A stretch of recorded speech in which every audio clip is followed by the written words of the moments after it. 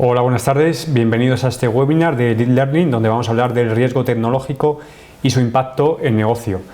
Vamos a ver, grosso modo, tendencias en ataques que están sufriendo las empresas, un poquito cuál es el perfil de esos adversarios a los que nos enfrentamos.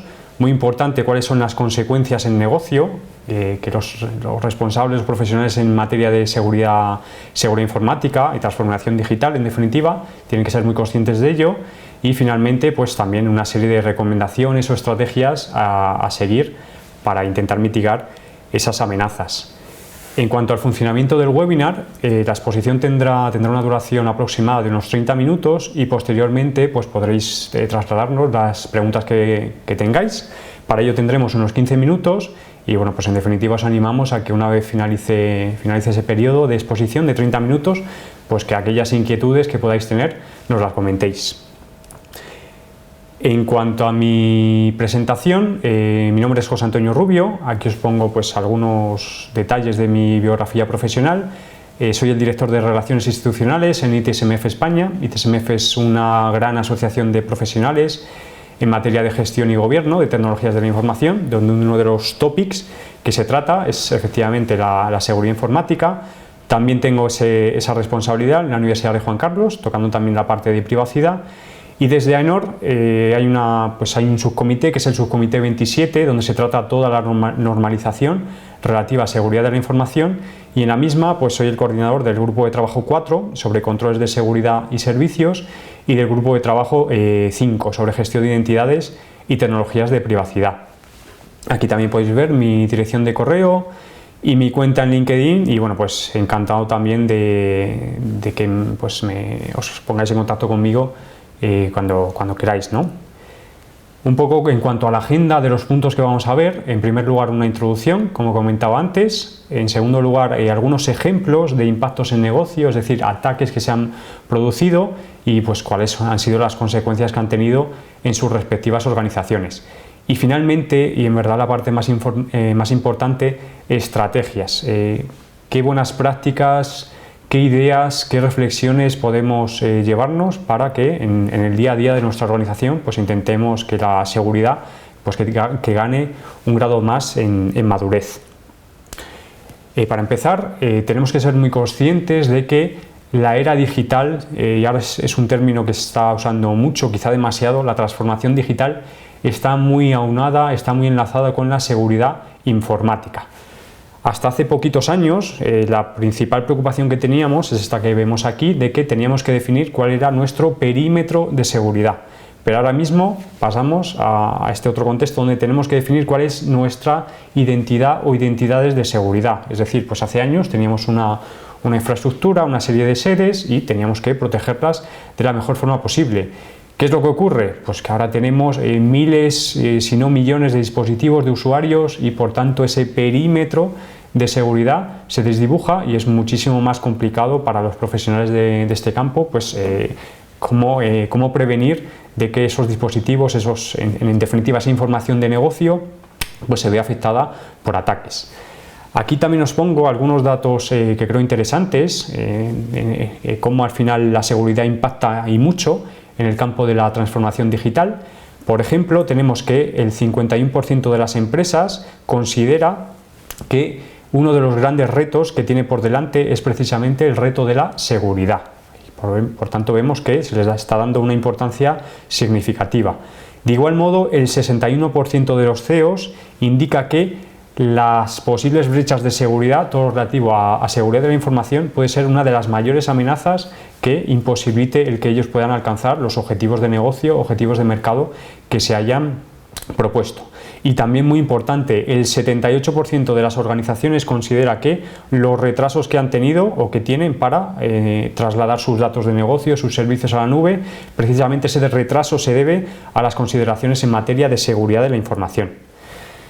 Por otro lado, tenemos que ser conscientes de que los ciberataques no van a menos, sino todo lo contrario, van a más. Aquí os estoy indicando una gráfica de ataques críticos que se han llevado a cabo en Estados Unidos y vemos que respecto a 2014, en 2015 ese número no ha hecho sino pues incrementarse, ¿no? En 2016 va a ocurrir exactamente lo mismo. Todas las estadísticas de 2015 podemos poner la mano en el fuego de que se quedarán pequeñas. En cuanto a cuáles son las motivaciones que hay detrás de esos ataques, ahí la verdad es que seguimos en el mismo planteamiento y no se espera que haya cambios, desde luego. Como podemos ver en esta segunda gráfica, abajo tenemos que el mayor porcentaje de ataques viene por el cibercrimen, es decir, atacantes profesionales con unos skills muy fuertes, unos conocimientos muy profundos, que meramente buscan un retorno económico. Hablamos, por supuesto, de crimen organizado y demás. En segundo lugar tenemos el hacktivismo, es decir, ataques que tienen una componente ideológica o política, no están buscando dinero. Y finalmente todo lo relativo a ciberespionaje y ciberguerra, donde entran en juego los servicios de inteligencia de los distintos países. También importante, tenemos que ser conscientes de que el hacker actual es un atacante adversario. Todos sabemos de que esa idea romántica de pues la persona que le gustaba investigar, que iba aprendiendo poco a poco, hacía sus pinitos o sus travesuras, eso pues ha quedado bastante atrás y ahora los atacantes pues tienen unos skills muy importantes, conocen muy bien el portfolio de seguridad de los fabricantes, de las consultoras, en definitiva saben muy bien lo que están haciendo y conocen muy bien cuáles son los mecanismos de defensa que existen en las organizaciones y por tanto pues eso les da un plus de peligrosidad.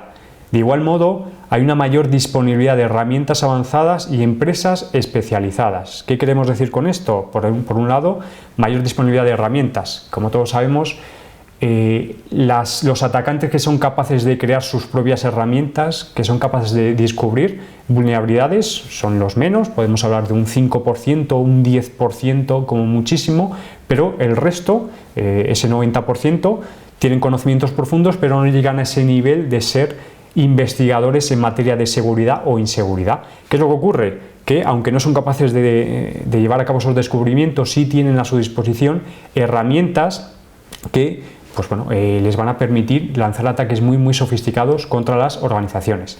Y de igual modo lo que comentaba, empresas especializadas, por ejemplo, hay empresas en Italia, en Alemania, que son famosas, tienen cierta fama a la hora de crear virus informático.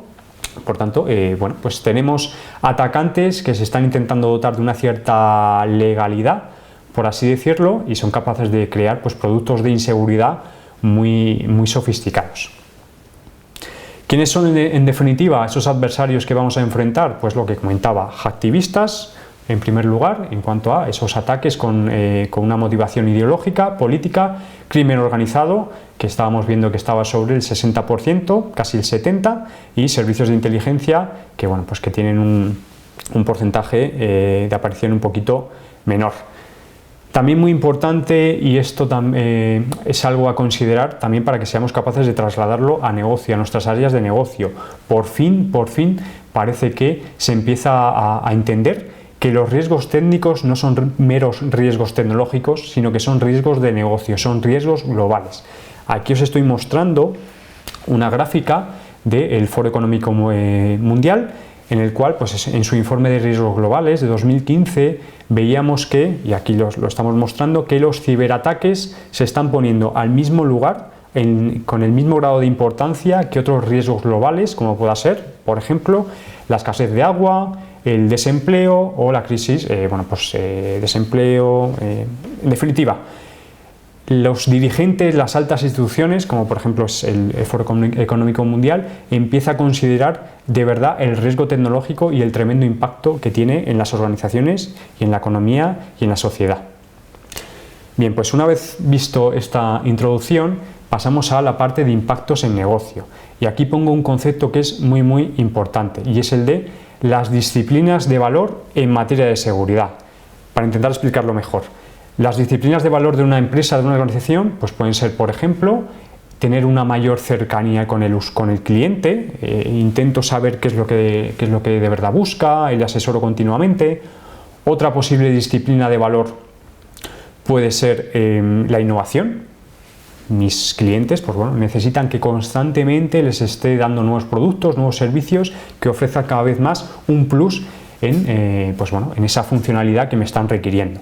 Pues bien, si eso lo trasladamos al campo de la seguridad, tenemos pues al final lo que tenemos es que la obligación de llevar a cabo ese mismo estudio en materia de seguridad. Aquí, para intentar simplificar mucho el problema, estoy comentando lo que son las tres principales dimensiones en materia de seguridad. Hablamos por un lado de la confidencialidad, la integridad y la disponibilidad. Es decir, internamente en nuestra casa, y si somos consultores, pues en la organización en la que estemos asesorando, tenemos que ver o tendríamos que ver cuáles son las dimensiones que más pueden impactar a esa organización en función de sus clientes y en función de su negocio.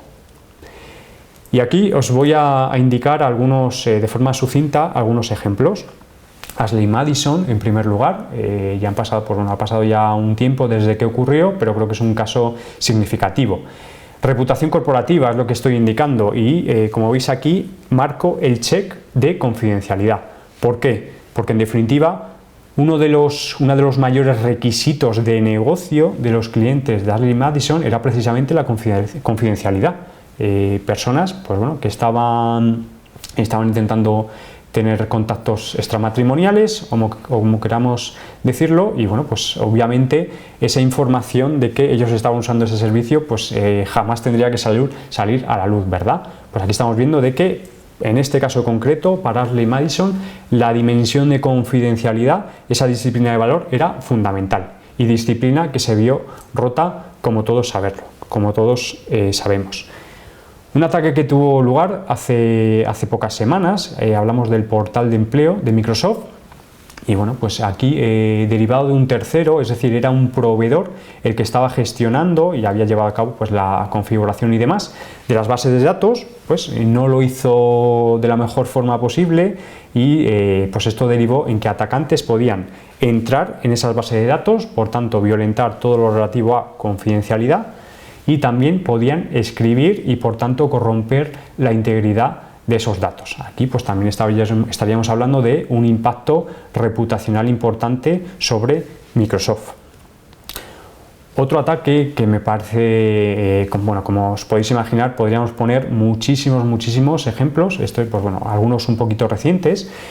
En este caso hablamos de un hospital de Hollywood, en Los Ángeles, que estuvo ni más ni menos de una semana sin TEI.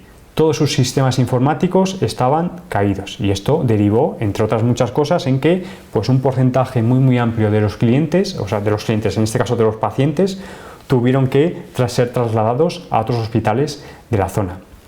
¿Qué es lo que ocurrió en este caso? Pues un derivado de CryptoLocker, donde pues al final lo que ocurrió es que todos los sistemas de ficheros de esta organización estaban cifrados, se vieron cifrados, y los atacantes estaban pidiendo una recompensa a esta organización.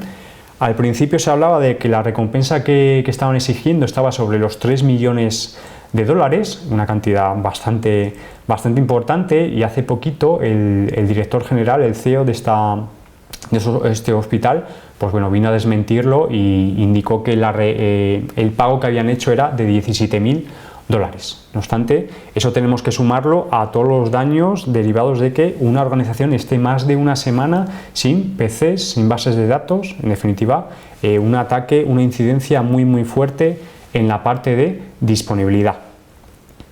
Y por último, otro ejemplo que quizá muchos de vosotros ya conozcáis, Hacking Team. Estamos hablando de un grupo de expertos que se dedicaban pues, al desarrollo de nuevas medidas de inseguridad, exploits que vendían a servicios de inteligencia a ciertos países, y pues, bueno, un caso llamativo de cómo un grupo de hackers constituidos en empresa pues, fueron hackeados a su vez, y muchos gigas de información, de correos electrónicos, de propiedad intelectual de estas personas pues se vio expuesta a la luz. ¿Qué es lo que ocurrió? Pues que la dimensión de confidencialidad pues efectivamente se vio totalmente comprometida, y pues estas personas pues tienen a partir de ese momento un problema muy grande en mercado de cara a conseguir clientes, o esos clientes que ya tenían pues que siguen confiando en ellos desde luego. Y ahora pasamos a la parte de estrategias, que como os indicaba es la parte más importante. Como todos sabéis, para esa gestión y gobierno del riesgo disponemos de normativas, de marcos de buenas prácticas, metodologías, por ejemplo, como pueda ser una ISO 27001 para sistemas de gestión de seguridad de la información o una 22301 sobre sistemas de gestión de continuidad de negocio. Todo eso está perfecto, pero aquí os voy a intentar trasladar otra serie de medidas, de planteamientos que también pueden ser positivos para el día a día en materia de seguridad. Aquí esto que veis es una frase de Mike Tyson, el boxeador, y nos decía que todo el mundo tiene un plan hasta que le golpean en la boca. ¿Qué queremos decir con esto? Que está perfecto, es de hecho necesario que planifiquemos qué vamos a hacer en materia de seguridad de la información, pero es muy importante que verifiquemos que esos planes van a responder cuando nos estén golpeando, que vamos a ser en definitiva, que nuestra organización va a ser resiliente, y esto no es trivial en absoluto. Roles, otra parte muy importante y que se suele descuidar en esa gestión y gobierno del riesgo por el mero hecho de que sobre el papel sí parece que las cosas se van a hacer, pero la realidad es muy distinta. Pues bien, por un lado tenemos cuáles son los roles que tiene que adoptar la alta dirección.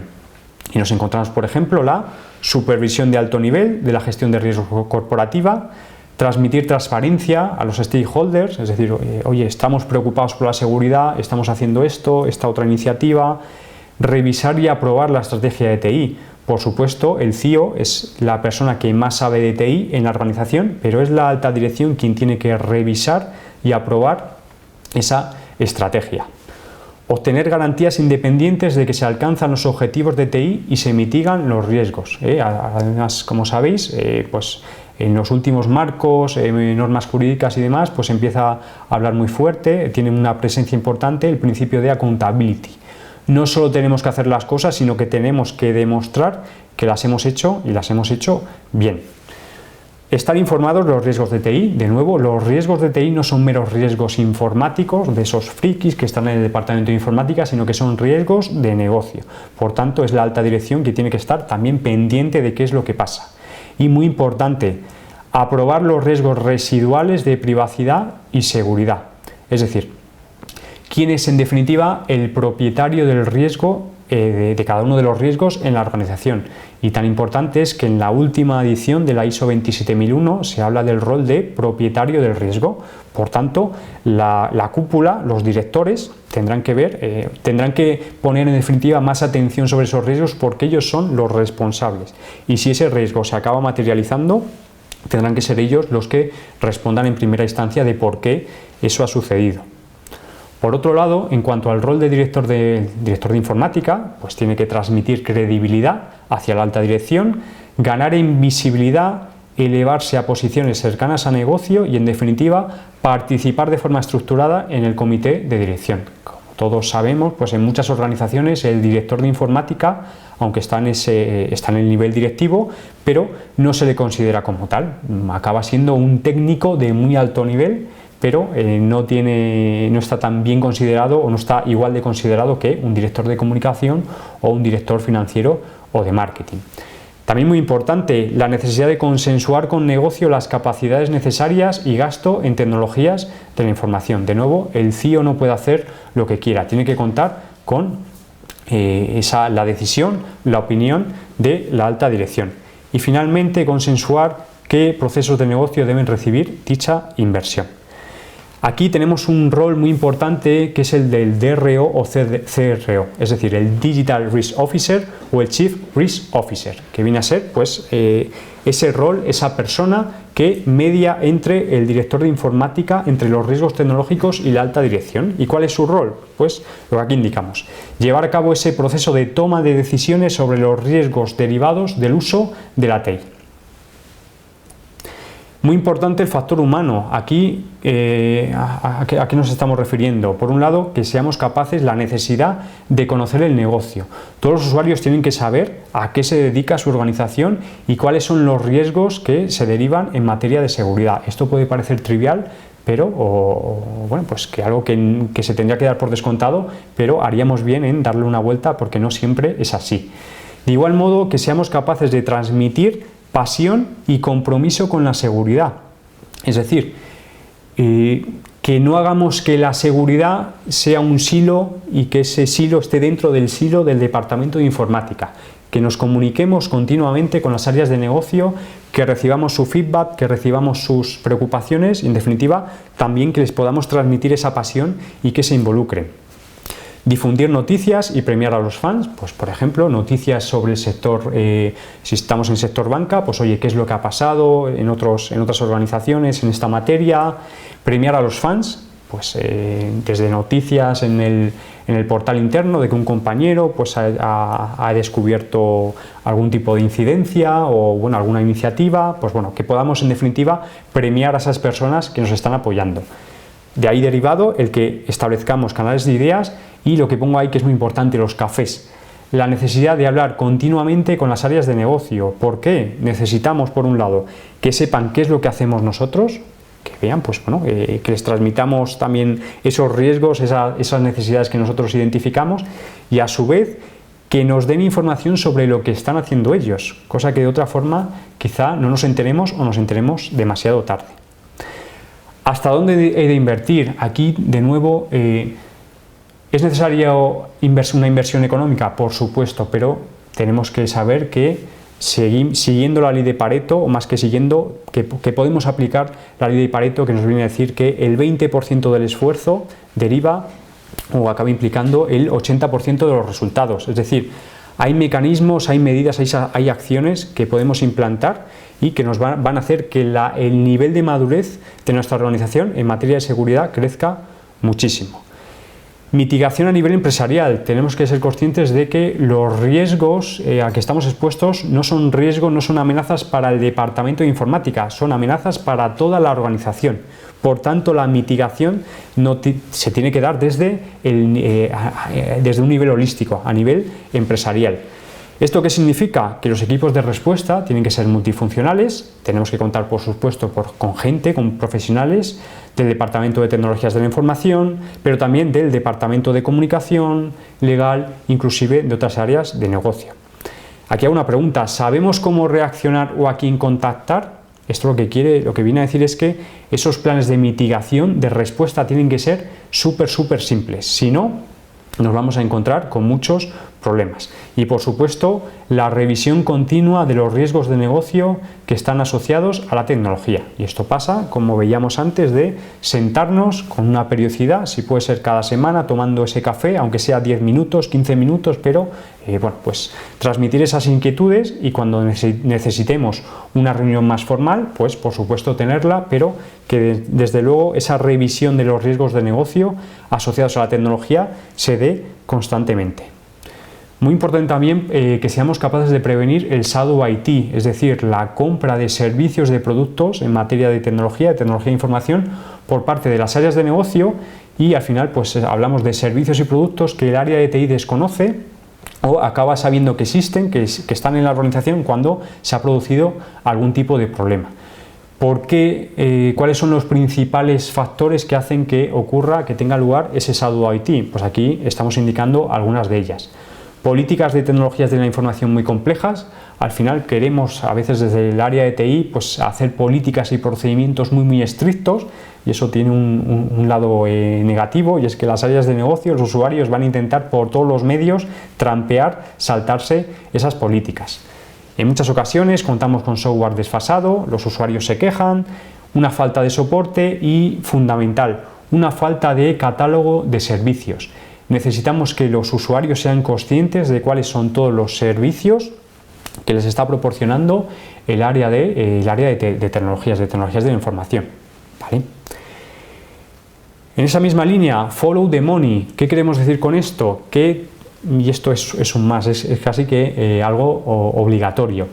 Siempre que en la organización vaya a tener lugar una adquisición de un producto, de un servicio tecnológico, tenemos que conseguir que el CIO o el manager que consideremos del área de tecnologías de la información dé el visto bueno. No seamos el enemigo. Si nos enfrentamos con las áreas de usuario, pues bueno, con un perfil muy serio en cuanto a que, oye, esto no se puede hacer, lo estáis haciendo mal, con un discurso muy negativo, de nuevo estaremos consiguiendo todo lo contrario a lo que perseguimos. Por tanto, tenemos que ser asesores y en ningún caso coercitivos, ¿no? Sino intentar convencerles de lo que tienen que hacer para el bien de la compañía.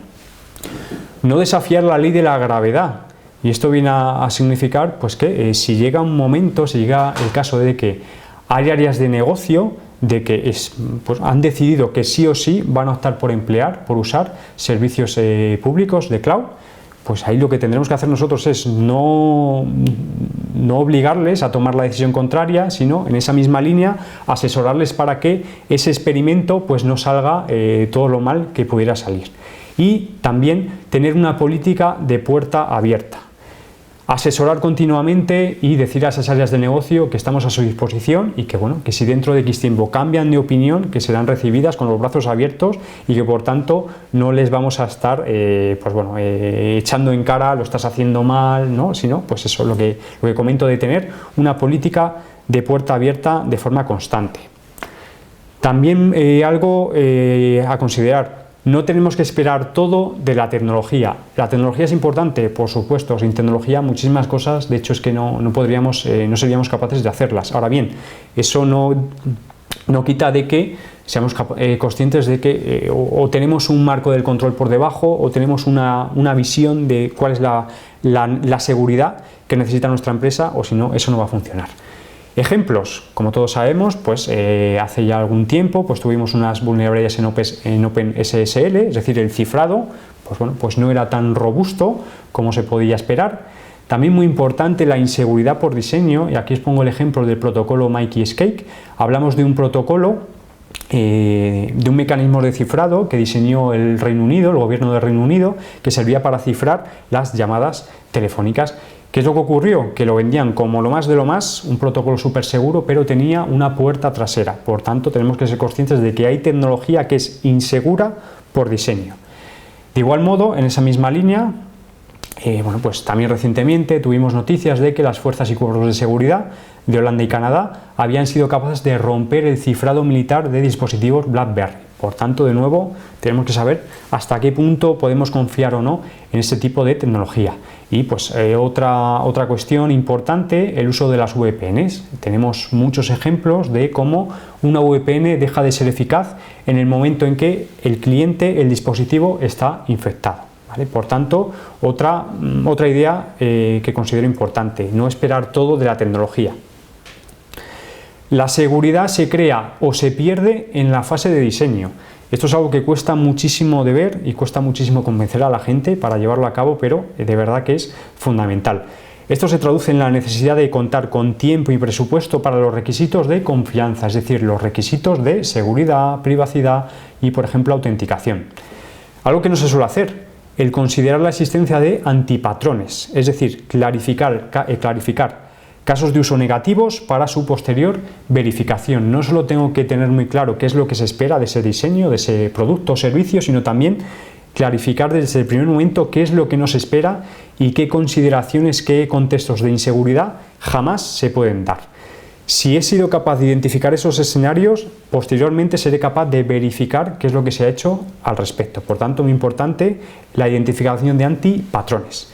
Y finalmente, que todo esto podamos hacerlo de una forma determinística y dentro del contexto de la metodología de gestión de proyectos. Es decir, no podemos ir contra el buen hacer o los esquemas, los marcos de trabajo que tenga la organización en ese momento. Tenemos que adherirnos de la forma más liviana posible. Sé tu peor enemigo. Aquí lo que comentamos es que necesitamos la misma determinación y la misma creatividad que tienen los atacantes. ¿Y esto en qué se traduce? Pues, por un lado, contar con, bien de forma externalizada o a nivel interno, con un red team, pues un grupo de atacantes, de hackers de sombrero blanco, que puedan testear cuál es de verdad el nivel de seguridad de los sistemas, de la infraestructura. Otra buena práctica es rotar las personas entre los equipos de defensa y ataque. ¿Para qué? A fin de que esos profesionales pues tengan esa visión distinta, esa visión complementaria y ayuden a que nuestra organización esté mejor protegida. La gamificación de la seguridad. Esto, de hecho, es algo que da muy buenos resultados. Por ejemplo, podemos quitar pues, en un tablero, en un virtual tablero con puntuaciones de usuarios, pues por ejemplo, podríamos quitar puntos a aquellas personas que se olvidan de bloquear el equipo, se olvidan de poner el salvapantallas con contraseña, y de igual modo dar puntos, valorar positivamente a aquellos compañeros que han sido capaces de detectar pues algún tipo de incidente. Por ejemplo, desde una papelera, que había papeles que no se habían roto adecuadamente, no habían pasado por la destructora, y bueno, pues cualquier otra cosa en esa misma línea. Y conoce a tu enemigo. Igual que es fundamental conocer qué es lo que esperan los clientes de nuestra organización, tenemos que saber qué es lo que buscan los atacantes, los adversarios de nuestra organización. Por tanto, eso también fundamental. Y otra cuestión que creo que es muy importante: perdónate a ti mismo, perdonémonos a nosotros mismos.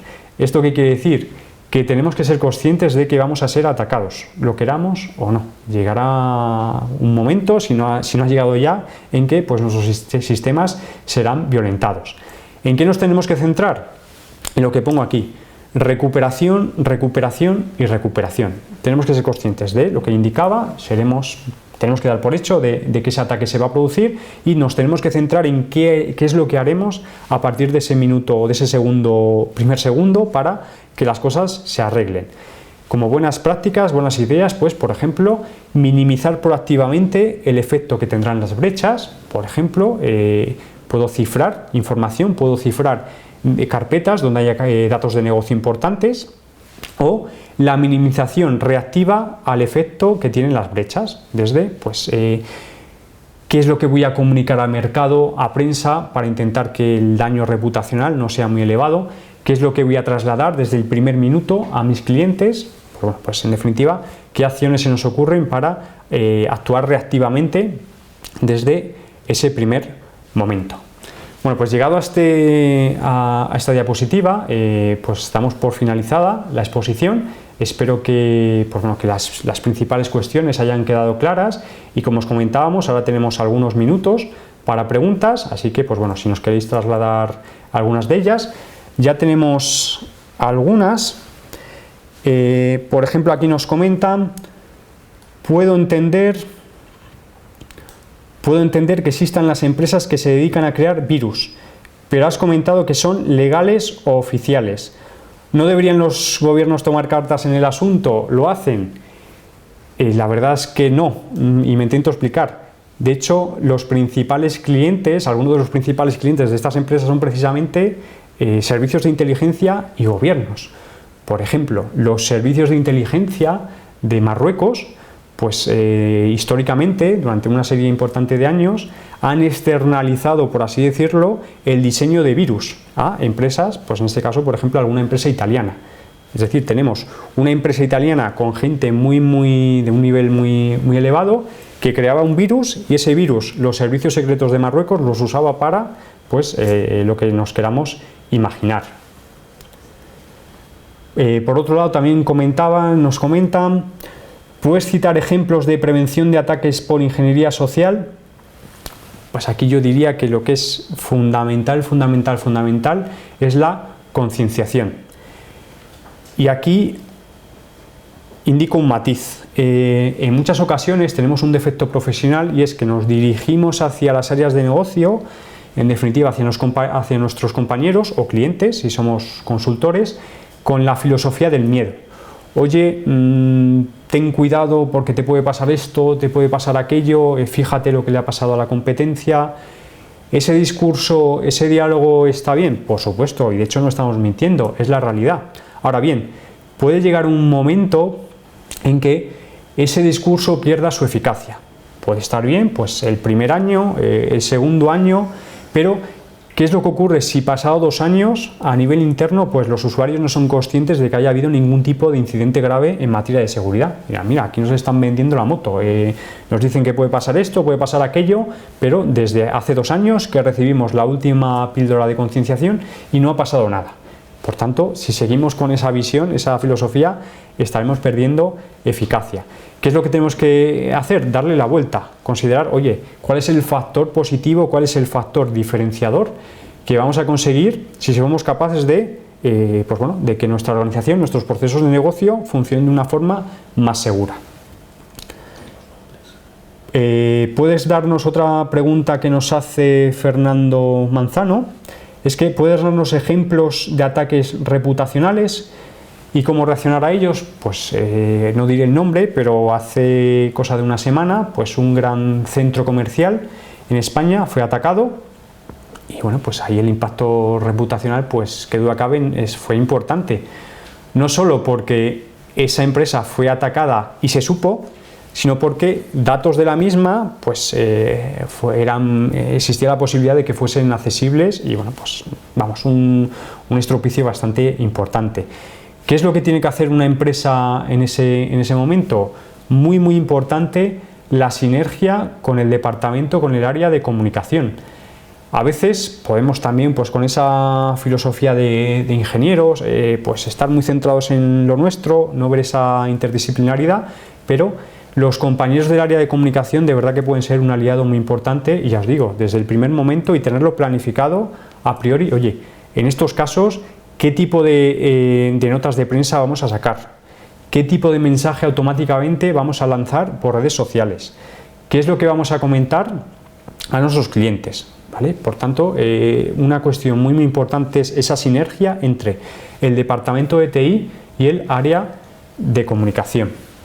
Otra cuestión que nos hace Rafael González es ¿cómo podemos garantizar la seguridad informática cuando cada vez más se tiende al trabajo en la nube, donde nadie controla lo que pasa excepto los dueños de los servidores?